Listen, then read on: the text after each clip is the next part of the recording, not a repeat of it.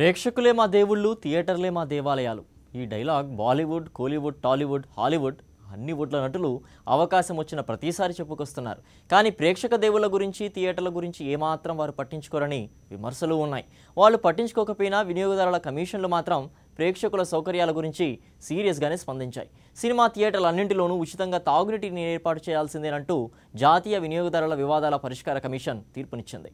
Cinema హాలలో water బాటిళ్లను ఇష్టం వచ్చిన ధరలకు అమ్ముతున్నారని, వీటిని అన్ని వర్గాల ప్రేక్షకులు కొనలేరని ఎన్సీడీఆర్సీ అభిప్రాయపడింది.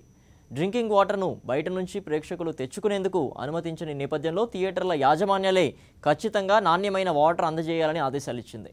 ఫ్రీగా వాటర్ అందజేయకపోతే సేవల్లో లోపంగా భావిస్తామని, ప్రేక్షకులకు యాజమాన్యాలు పరిహారాన్ని చెల్లించాల్సి ఉంటుందని ఎన్సీడీఆర్సీ హెచ్చరించింది.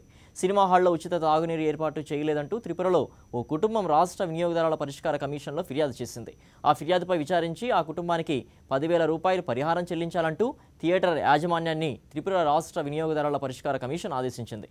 దీనిపై తీర్పుపై సవాల్ను చేస్తూ అగర్తలలోని రూపసీ మల్టీప్లెక్స్ చేసిన అప్పీలుపై ఉచిత తాగునీటి వసతి ఏర్పాటు చేయాల్సిందే, లేదంటే పరిహారం చెల్లించాల్సిందేనంటూ ఎన్సీడీఆర్సీ తీర్పు వెలువరించింది.